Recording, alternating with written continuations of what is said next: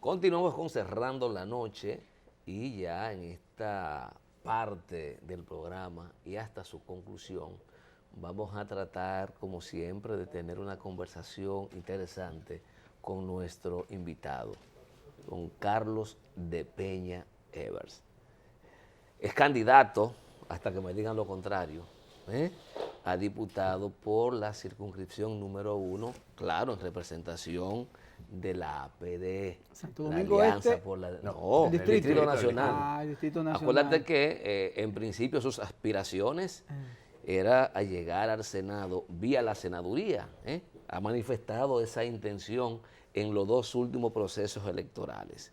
En esta ocasión dispuso de sus aspiraciones. Correcto. En función de una lógica de lograr un amplio espectro político y social que se articula con el PRM para tratar de tener mayor representación y diversidad en el Congreso Nacional, y por eso dispuso de sus aspiraciones a la senaduría. Usted me corrige, estoy en lo cierto, ¿no? Totalmente cierto. ¿No? Buenas noches y gracias. Buenas noches, Me encanta gracias. estar aquí con amigos. Aclarar, importante, la nueva política, la política que se practica distinta, también implica saber ceder. Y en el contexto donde estamos, en la coyuntura histórica y electoral donde estamos, uno que trabaja científicamente en la política se da cuenta que hay una tendencia marcada hacia el cambio. Y ese cambio tiene diversas expresiones. Puede ser expresiones presidenciales, congresuales, municipales. En este caso, en la capital, hay una expresión contundente y consistente, y de que Farideh Raful será la próxima senadora del Distrito Nacional. Entonces, cuando nosotros medimos en verano varias veces sus posibilidades y sus tendencias, nos llegamos a la conclusión de que una alianza, tendimos un puente, o sea, ambos somos amigos de hace mucho tiempo, eso facilitó las cosas, pero independientemente de eso, la madurez política de ambos nos permite saber quién le toca qué en este momento. E independientemente de eso, este es un país con un diseño congresual donde las cámaras no tienen el contrapeso y las calidades que deberían. Es decir, que tú seas senador o que tú seas diputado, no marca necesariamente una línea divisoria real y eficiente, porque tanto en el diseño constitucional como jurídico, los senadores tienen tareas mucho menos funcionales que las que uno quisiera. Yo creo, e insisto, creo que lo he hablado aquí, en que debemos organizarnos alrededor de una sola Cámara, que debe haber representación más plural y más ciudadana. Yo voy a seguir luchando por ese tipo y estilo de Congreso, pero en esta coyuntura toca apoyar a una amiga que tiene todas las condiciones, todas las calidades, que va a hacer un gran trabajo en el Senado y que me parece que va a ser una gran campaña para nosotros. Tiene un boom ahora mismo. Y está en el trending topic. En el clímax de su popularidad. Sí. Y una de las cosas que los políticos contemporáneos debemos aprender es a no ser mezquinos. Es su momento, es su coyuntura, necesita del apoyo de los sectores progresistas, porque ella lo es, igual que yo, o sea, tenemos esa afinidad, y nosotros vamos a enfrentarnos a una propuesta alterna que tiene tintes conservadores y otra tiene tintes de falsificación. Digo, de falsificación de sus propuestas. O sea, es un personaje que tú te sacas de un sombrero, de una canasta, y dices, déjame buscarme un candidato que tenga tal perfil, que cumpla con tales condiciones, que no es el caso de mi amigo Vinicio, que es un candidato mucho más formado, más preparado, con una concepción de la política diametralmente opuesta a la nuestra, pero que tú no le puedes cuestionar que es una persona con formación, con criterio, y que me unen lazos de afecto y respeto, independientemente de que estamos en las antípodas de ideológica y de la práctica política. Ahora bien, hay cosas a las que uno le llama muchísimo la atención, que son muy peligrosas, y es usar el mercadeo político para fabricar personajes enlatados, de repente como las novelas enlatadas, o las películas comerciales. Pero ha dado resultados en otros países, tú lo sabes, lo están practicando. Sí, acá. En algunos nichos electorales, claro. En el distrito no.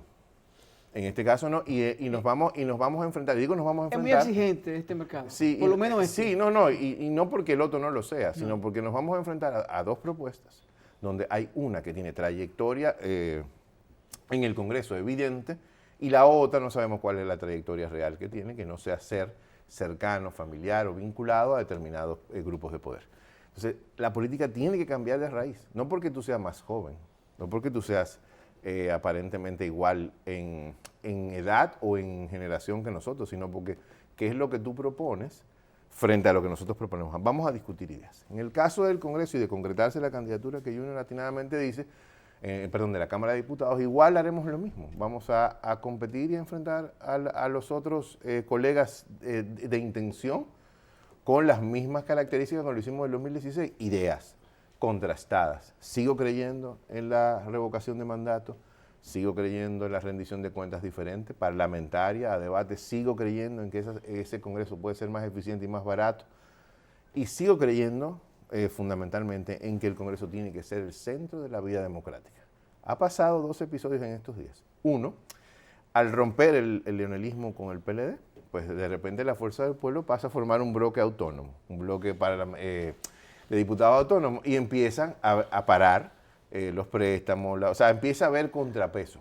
El contrapeso... A confesarse, digo yo. Sí, bueno, exacto. Ya quizás no como a uno le gustaría que el conflicto se diera en el orden democrático, pero sí se da un conflicto que evita la hegemonía. Para mí es más peligroso la hegemonía de un solo partido absoluto, de un solo control, que los contrapesos, independientemente de los matices de esos contrapesos. Algunos compañeros y compañeras esta mañana me escriben, luego de que ven eso que ustedes dicen de la candidatura del PRM a diputado, y me dicen, el fin justifica los medios, o sea, se molestan, porque uno viene de un sector que se dice mucho más ético, mucho más digno, mucho más cuidadoso con el tema de las alianzas. Y mi respuesta es esta. Estamos de frente a un proyecto autócrata, a un proyecto con vocación dictatorial y a un proyecto en clave de absoluto, que quiere habilitarse para el 2024, que quiere controlar la mayor cantidad de alcaldías, que quiere controlar el Congreso y que quiere controlar igual como un ventríloco el muñeco que coloca en el Palacio Nacional. Eso hay que evitarlo, no porque el leonelismo sea santo o porque nosotros creamos que de repente no son corruptos, sino porque funcionalmente en esta coyuntura representan una represa. No nos equivoquemos, una represa, un freno, es como la infantería delantera de una crisis que va a llegar independientemente del resultado o de la distancia. Va a llegar una crisis electoral inminente por algo que a mí me preocupaba desde mayo pasado. Y concluyo con esta parte. En mayo pasado yo pedí la renuncia de los jueces de la Junta, cuando el tema del arrastre, no sé si ustedes se acuerdan que lo hablamos aquí, y yo pedí esa renuncia sencillamente porque si tú no estás calificado para tomar decisiones contundentes, apegadas a la legislación, y te adaptas a un muñeco de, bueno, por las circunscripciones... No que te orgeen el examen. Entonces, tú me estás diciendo a mí que en el momento donde 49.8 no es 50 más 1 y tú te vas forzado a decir que es 50 más 1, o sea, tu legitimidad como juez va a estar en entredicho. En unas elecciones tan disputadas como las que vienen, se necesita magistrado con carácter, con capacidad para tomar decisiones. No, ni para burlarse de la ley, ni para burlarse de la oposición, ni para no asumir posturas históricas con el peso específico de decir, ganó Juan o ganó Pedro por un voto. Y no espérense, bueno, vamos a ver, mañana tal vez, el algoritmo, no algoritmo, el ritmo. No, esto no es cuestión de bromas. Entonces, estamos en una coyuntura donde se necesita la oposición unida frente a la Junta Central Electoral. La oposición funcionalmente unida en aquellos sitios. Ustedes se imaginan, y le decía yo a una compañera, que de repente dos contra uno, que 2 significa mayoría, que vayan 3 candidatos a senadores en X provincia y pierda el de la oposición por 200 votos porque el tercero de la oposición tenía 5,000 adicionales. No, señores, no se trata de eso. Se está hablando del Senado. ¿Para qué? Para hacer el debido contrapeso. Ahora, alguien dirá, ¿qué se pierde en el camino con eso? ¿Se pierde la impunidad de algún sector? Bueno, si ese es el compromiso que la oposición ha hecho con el leonelismo, entonces ni ese ni ningún otro pacto vale la pena y habrá que pasarle factura a los sectores de oposición que se asuman gobierno posteriormente. Usted no puede comprometerse con un proyecto por lealtades afectivas en política. Usted tiene que comprometerse con un proyecto como ciudadano, primero porque interpele los que han provocado esta crisis y segundo porque usted cree que esas personas tienen capacidad de transformar esta sociedad. Si no está vinculándose o por razones personales, cosa que yo respeto pero no comparto, dice, bueno, este proyecto me representa a mí tales intereses. Bueno, magnífico, yo lo respeto, no lo comparto.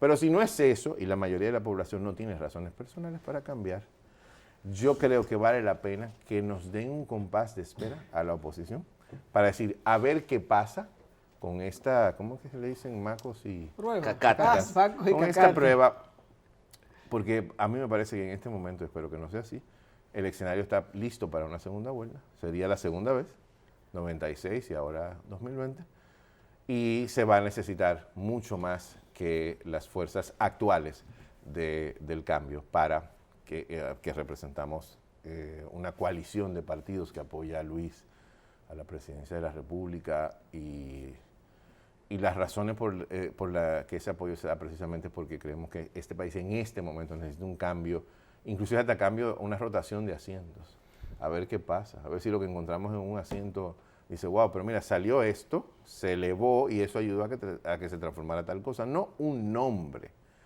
sino una forma distinta de aproximarse a las instituciones. Hay gente que los sillones en agosto se lo van a llevar amarrado a su casa de las instituciones públicas. Yo creo que sí.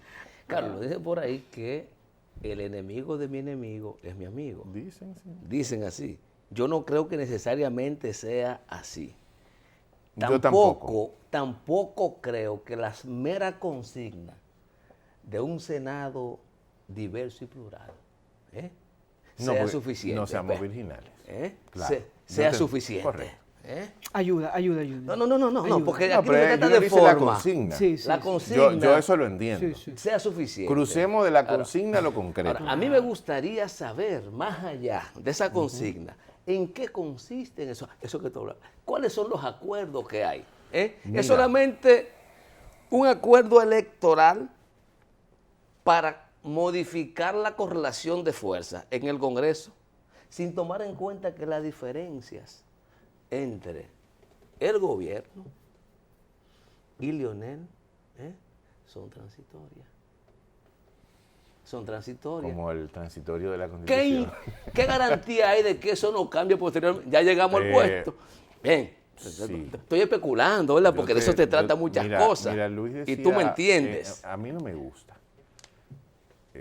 ahora porque uno es aliado de X o Y, de hacer loas de ninguna persona o críticas. A mí no me gusta ni criticar personas, o sea, Porque son posiciones que tú tienes que criticar. Posiciones, procesos, instituciones. Claro, es eso. Y si usted encarna una institución, pues le toca lo suyo. Claro. Pero no personas. ¿A dónde voy? Luis decía que hay alianzas de máximos y mínimos. Me pareció muy inteligente esa acotación porque la alianza de mínimos tiene que ver con, bueno, es muy funcional y operativa. Aquí ganamos 10 regidores, aquí 5 y vamos a inmediatamente terminar las elecciones, cada quien coge su sitio. Inclusive probablemente el leonelismo se coloque en oposición, en el caso que para mí es así, de que Luis sea presidente de la República, evidentemente Leonel Fernández se colocará en una para posición, poder llegar a la presidencia nueva vez. nueva vez, Claro. o sea, porque él va a aspirar en 2024, Claro que a mí no me sí. cabe duda, Claro. hasta que se muera. Entonces, en esa lógica, yo no creo que sean lo suficientemente naif o inocentes la dirección política de la campaña de Luis para pensar que el leonelismo lo va a apoyar hasta el final a cambio de nada. No es el Balaguer 2. Yo decía anoche, Frente Patriótico 2. No, eso no necesariamente va a suceder. El leonelismo tiene que seguir vivo. Y la manera de seguir vivo es aliado al que le pueda asegurar que quede vivo. Ahora es Luis Abinader y su proyecto alrededor del PRM. Mañana puede ser el propio Danilo. Entonces, ¿qué significa eso en este momento? Que en esta coyuntura parece que hay una adversarialidad muy aguda entre socios previos. O sea, dos socios que antes se respetaban, hacían estrategias juntos, se movían, disfrutaban el poder juntos, de repente ahora están fragmentados y fracturados. Son dos socios, escúchame, Carlos. Y dije socios a que propósito. que lo que tienen es una diferencia transitoria por quién Pero- dirige la Pero sociedad. tú insistes en eso. Sí, yo insisto porque En creo que es esa diferencia, importante. yo sé por qué tú insistes y comparto tu idea. Ah. Yo también tengo la hipótesis, lo hablábamos. Bueno, Tú y yo, afuera del aire, yo tengo la hipótesis. Bueno, pero perdón, en mi época de niño, cuando te daban 2 o 3 trompadas, eran enemigos para siempre. No sé ahora. No, pero en las relaciones de poder Es diferente. es diferente y a mí y sí es una posibilidad. Lo que pasa es que hay que contemplar, y eso ya es materia de táctica y estrategia que no se ventilan en los medios, habría que contemplar hasta qué punto el conflicto se sigue manteniendo por lo menos un año después del cambio de gobierno. Que sin duda, les reitero, para mí es muy difícil que Luis Abinader no sea presidente de la República el próximo mayo. Pueden darse factores como en la vida, pero en este momento la probabilidad está bastante alta de que Luis sea presidente. Ahora, ¿qué pasa? Esa presidencia, ¿qué tiene que implicar? Tiene que implicar una lectura de la realidad, pero una lectura histórica, para que no le pase lo que le pasó al presidente Mejía. Segundo, tiene que implicar una lectura de con qué partido yo voy al poder, es decir, qué fuerzas internas yo tengo a mi favor y qué fuerzas sociales yo tengo que sumarme para enfrentar una probable crisis económica en el segundo año de mi ejercicio de gobierno. Y lo tercero que se necesitará... Que posiblemente me vas a decir que no, los préstamos son necesarios para enfrentarla. Prosigamos. Sí, no, puede ser. Y lo tercero que necesitamos las fuerzas aliadas de la oposición, que probablemente seamos gobierno, es esta idea de país que va más allá de la coyuntura, que esas fuerzas puedan demostrar que son distintas en ejercicio a las que están abandonando el poder ahora en agosto. De lo contrario, si la población percibe que lo que hay es sustitución de intereses, que lo que hay es prácticas, las mismas prácticas, pero con rostros nuevos, entonces es casi seguro que entraremos en un túnel de castigo. Y miren qué hace la gente, lo hizo en el 2004, castiga más duro al último que al anterior. Sí. Entonces, todavía el factor Danilo Medina, nosotros creo que como generación tenemos que quitarlo del medio, lo digo en términos políticos, en el sentido de que su vocación de perpetuidad es absolutamente... Yo estoy convencido que él, igual que Leonel, va a querer perpetuarse, por lo menos teniendo vigencia de decisor. Es decir, si yo no soy presidente, conmigo hay que hablar. Porque son personas acostumbradas, señores, a no hacer otra cosa que no sea dirigir, mandar y administrar el poder todos los días, 24 horas. Cuando tú le quitas eso, psicológicamente tú los estás matando. Y ellos, nadie en esta vida, a menos que tenga vocación suicida, se va a dejar matar. Carlos, tú sabes que yo tengo una particularidad, que yo digo lo que creo, aunque me equivoque. En este país eso es raro. Yo digo, Giovanni, Y a veces sale caro. aunque me equivoque. Dale caro. Pero también yo aprendí con Julio García, una cosa es lo que uno cree y otra cosa es lo que uno quiere. Que hay una frontera ahí muy fino, un hilo muy fino, ¿eh? Que yo quisiera, y tengo posiblemente 8 años planteándolo, un cambio en la República Dominicana. Creo que creo que eso merecemos un cambio. Merecemos un cambio. Y no solo de color y de personaje, sino de fondo, a lo que tú te refieres. Ojalá sea así. Pero una cosa es mi deseo y otra cosa pueden ser las realidades. Yo escucho mucho en esta coyuntura de cara al 20 hablando de que es pan comido que Luis es presidente. Yo digo muy temprano, es muy temprano. Todavía el velor, no han pasado los 9 días del velorio. Pero se está trabajando. Esperemos el 31, el 1 de enero, que ya yo pienso que las aguas han vuelto a su nivel para ver qué ocurre en lo adelante. Y no estoy pensando en las municipales, porque me enseñó el proceso pasado. Son matices diferentes. Me enseñó el proceso pasado, que no es verdad que las municipales dicen lo que va a pasar en la presidencial.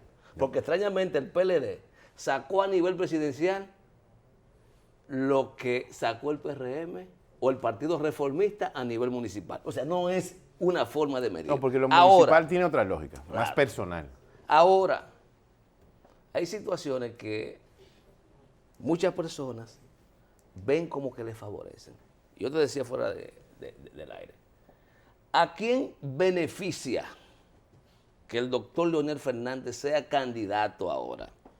¿A quién pudiera beneficiar que el emprendedor, actual alcalde, que hay muchas probabilidades, por lo que se ha dicho, que pueda aparecer como candidato de un partido? Una posibilidad. Yo creo que se han ido reduciendo esas posibilidades. No sé, pero está ahí. Bueno. Hasta que no venzan los plazos, no descartemos nada. 3 de diciembre.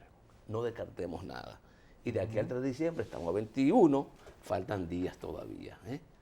¿Con qué acabar y rehacer el mundo? Entonces, dentro de esa lógica, mientras más fraccionada vaya la oposición, no porque esté dividida, sino porque cada quien vaya por su parcela, lo cual sería lógico y natural. Mientras más diverso sea el voto de oposición, yo creo que más duro el voto del gobierno. Pero hay un problema. Pero yo quiero, Carlos, con tu permiso, que Con tú gusto, sí. respondas esa ametralladora, No. ese formulario de 48 preguntas que te hizo De las Junior 48 leyes del poder. después de la pausa. Con Vamos gusto, a la pausa. con mucho Conversamos con Carlos de Peña, dirigente importante de Alianza por la Democracia, APD.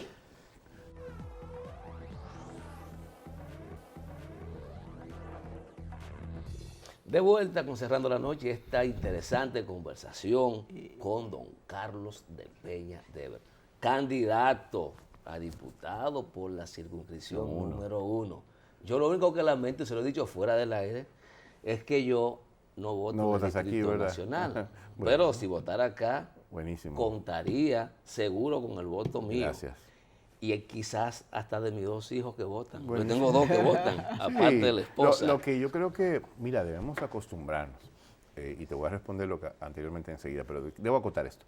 Debemos acostumbrarnos a hacer campañas, ojalá, esta es una circunscripción que permite eso, hacer campaña de ideas, de propuestas. El blanco de el perfil, el blanco, el perfil, nicho sí. electoral permite eso. Ojalá los candidatos y candidatas de esta circunscripción hagan trabajen, compitan por su diputación, que no es otra cosa que representar los intereses de determinado grupo de electores, lo hagan por ideas y propuestas. Y eviten el clientelismo abusador de comprar candidaturas gastando una millonada de dinero para comprar ciudadanías. Ojalá.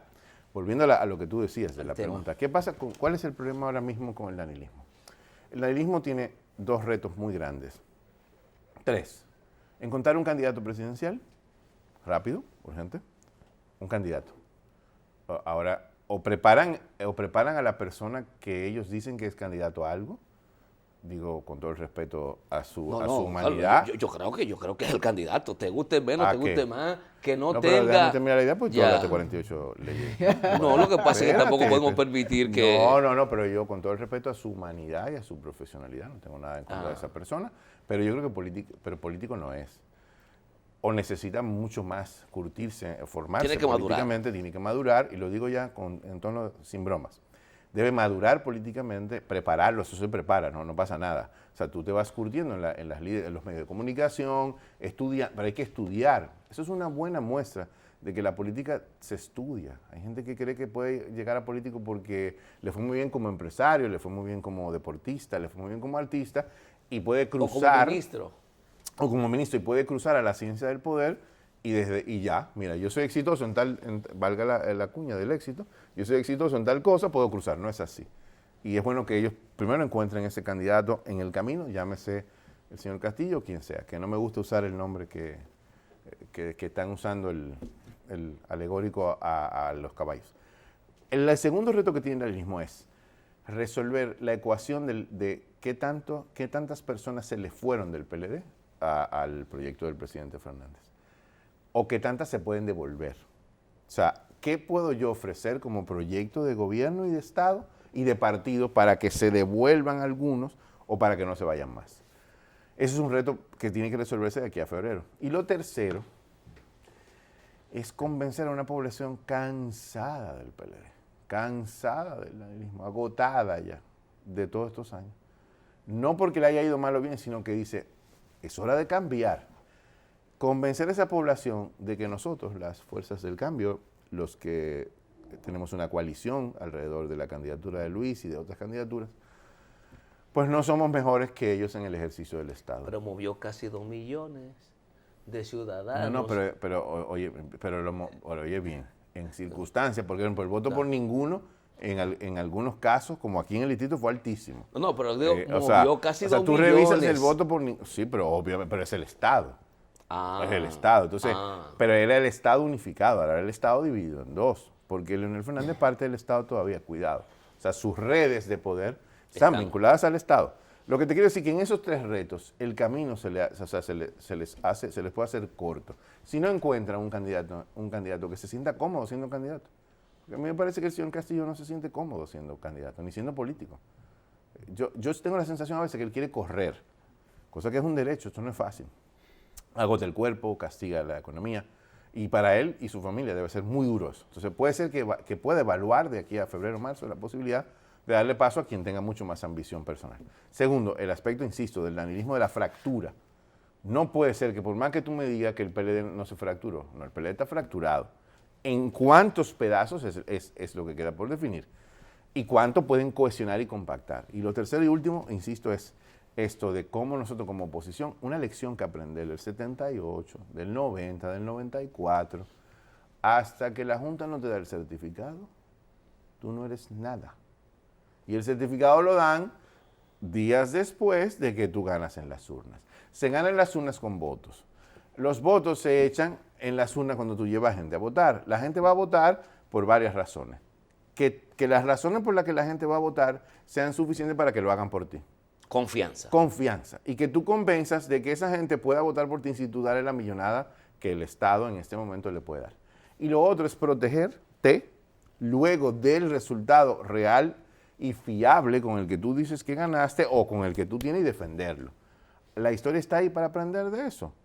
O sea, no podemos permitir que las actas o que el conteo que sea, que hay que defender. Yo no sé si modalidad automatizado o manual, yo preferiría, hay gente que tiene versiones distintas, dice, bueno, automatizado, evitamos el palito, manual es más seguro. Bueno, lo que sea, implique que la voluntad popular sea respetada. Confianza en las instituciones. No es que las instituciones cumplan, Claro, porque las instituciones tienen que ser la que emitan la confianza hacia la ciudadanía. Claro. No, que confíen en nosotros, no, pero no es de boca, querido. No. Yo digo aquí con siempre, resoluciones, con normativas, con sentencias, con administración. el respeto, al igual que la confianza, se gana. Sí, pero hasta el sol de hoy, la institución, el árbitro Muy poca institucional cosa ha hecho poco para que se le crea. Y no se trata de que yo soy serio o yo soy seria, porque conozco gente ahí que su integridad personal no está en duda. No, pero su flexibilidad, su laxitud, su ligereza frente al proceso es lo que hace que se genere la duda. No puede haber dudas. En marzo no puede haber dudas. En febrero no puede haber dudas. En mayo menos. Y en junio, que todo parece indicar que es así, mucho menos. Sí. Porque con los ciclos históricos tú no juegas. Tú puedes jugar con una elección de un día que perdiste y en el 2016 que la distancia era muy grande. Pero ahora, con una elección cerrada, jugar con la historia puede implicar lo que pasó en el 94, que si las fuerzas, los poderes fácticos no se meten, la guerra civil era inminente. Porque los militares afines a Peña Gómez estaban en disposición de crear un conflicto ante el fraude, ante la dislocación. Ustedes recuerdan de cedulados y todo eso. Carlos, he planteado aquí en el programa más de una vez que el tema de ganar y generar confianza no lo determina el método que usemos para votar. Porque pues cuando Balaguer nunca se votó con voto automatizado o electrónico y no había confianza. Ahora... A mí el algoritmo que me preocupa, si ustedes me preguntan, es el algoritmo de la compra de votos. Ese es el billete. Y yo creo que tiene que haber un ejército de defensa y de anticipación, lo he dicho en los espacios que se me ha permitido en esta coalición de oposición.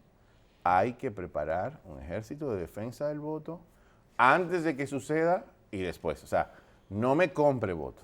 Y las redes de compra de votos en cada barrio no la conocemos todos.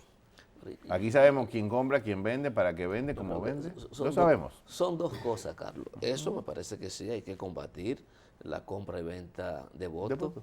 Pero también creo que hay una parte del órgano electoral que es designado por la Junta, que son los integrantes de los colegios. Los presidentes de mesa.